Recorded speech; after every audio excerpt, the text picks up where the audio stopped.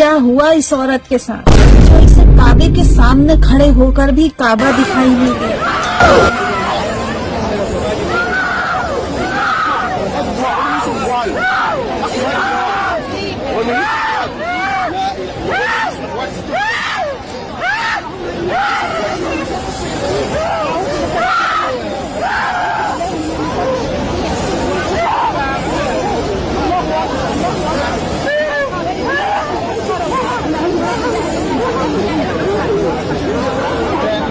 کہ میں عجیب میرے ساتھ معاملہ ہوا. میں حج پہ گئی اور جب حرم میں داخل ہوئی تو مجھے کعبہ نظر نہیں آیا، حرم شریف نظر نہیں آیا. سب کو نظر آ رہا تھا، بس مجھے نظر نہیں آ رہا تھا. اور میں مجھے سمجھ نہیں آئی اور میں ایسے ہی لوٹ آئی اور باقی سب کو نظر آیا، سب نے سب کیا، مجھے نظر نہیں آیا. اور میں اس چیز کو لے کے بہت پریشان ہوں کہ یہ کیا معاملہ تھا اور مجھے کیوں نظر نہیں آیا. اس پر اس ٹائم کے جو میزبان تھے انہوں نے کہا کہ یہ ایسی کون سی آپ کی زندگی کا ایسا واقعہ یا ایسی چیز ہے، آپ سے ایسی کون سی خطا یا غلطی ہوئی ہے کہ جس پہ اللہ تعالیٰ اور رب آپ سے اتنا ناراض ہو گیا.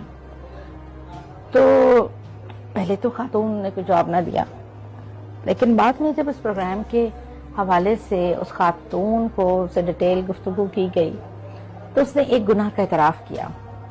وہ گناہ یہ تھا کہ وہ عورت کا پیشہ تھا مردوں کو نہلانے کا، میت کو غسل دینے کا.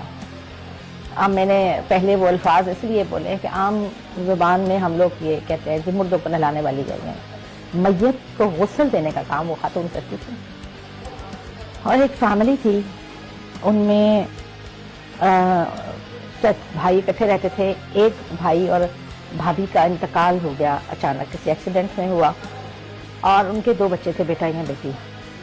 تو انہوں نے جب میاں بیوی کا انتقال ہوا، یہ اس خاتون کو غسل دے رہی تھیں، تو انہوں نے کہ جو دوسرے عزیز و اقارب تھے، چچا چچیاں وغیرہ، انہوں نے اس خاتون کو ایک تعویذ دیا اور کہا کہ دوران غسل تم اس خاتون کے منہ میں دبا دینا، جو میت تھی اس کے منہ میں دبا دینا. اچھا، اس کو کافی پیسوں کا لالچ دیا اور وہ لالچ میں آ گئی. اس نے اس کے منہ میں دبا دیا وہ تعویذ. اور اس کو دفنانے کے بعد کوئی 15-20 دن بھی نہ گزرے تھے کہ وہ جو بچے ہیں ان میں سے بیٹے کی انتقال ہو گیا، اور بیٹی کا انتقال ہو گیا. تو اب ایک بیٹا بچ گیا ان کا. تو انہوں نے پھر ایک تعویذ دیا اور کہا کہ یہ بچی کے منہ میں دبا دینا. تو وہ اس نے پھر پیسے کے لالچ میں یہ کر دیا، اور مہینے کے بعد اس بچے کا بھی انتقال ہو گیا. مطلب ان بچوں کا پورا خاندان ختم ہو گیا، اور اس کے عوض جتنی جائیداد اور دولت تھی اور وہ باقی بھائیوں میں تقسیم ہو گئی. وہ کہتی ہے مجھے نہیں پتا تھا یہ تعویذ کس لیے ہیں. میں نے غربت میں ہوں، میں نے اپنے بچوں کا سوچ کے یہ تعویذ رکھ دی ہے. لیکن جب 1 مہینے بعد بچی اور اس کے بعد بچہ بھی مر گیا تو مجھے اندازہ ہو گیا یہ کوئی تعویذ، یہ کالا علم تھا جس کی بدولت کرنے سے وہ بچی کی بھی جان گئی اور بعد میں بچے کی بھی. تو انہوں نے کتنا گھنونا کام ان سے کرایا.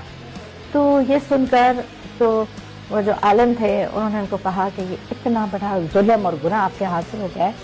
ایون انہوں نے ان کے شوہر کو بھی کہا کہ آپ ان کا سے نکاح بھی واجب نہیں رہتا، آپ ان کو طلاق دے دیں، کیونکہ یہ تو اب ساری زندگی گرے اللہ کے حضور اس چیز سے.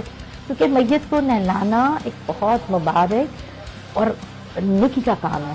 اس میں ٹھیک ہے غریب لوگ ہوتے ہیں، ان کو ہدیہ بھی چاہیے ہوتا ہے. میت کا احترام ملوز خاطر رکھنا، اس کا پردہ ملوز خاطر رکھنا، اس کو جو ہے عزت اور احترام کے ساتھ تیار کرنا، یہ ذمہ داری ہوتی ہے. اسی لیے ہمارے یہاں یہ کہا جاتا ہے، اسلام میں ایسا کوئی کنسپٹ نہیں تھا کہ آپ باہر والوں سے میت کو نہلانے والوں کو اور والیوں کو بلائیں اور ان سے غسل دلائیں. جتنے اپنے لوگ پیارے اپنے ہاتھ سے اپنوں کو غسل دیں. توبہ توبہ توبہ، اللہ توبہ. ایسا گناہ اللہ